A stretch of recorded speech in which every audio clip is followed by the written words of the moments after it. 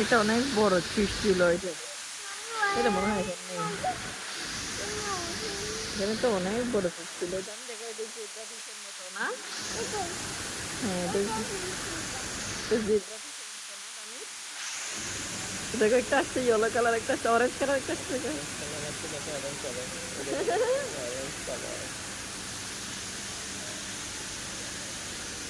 বেশ, তোমরা কি খেতে চাও?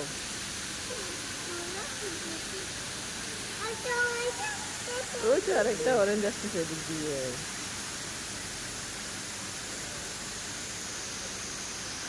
একটা অনেক বড় ফিশ ছিল, লম্বা একদম।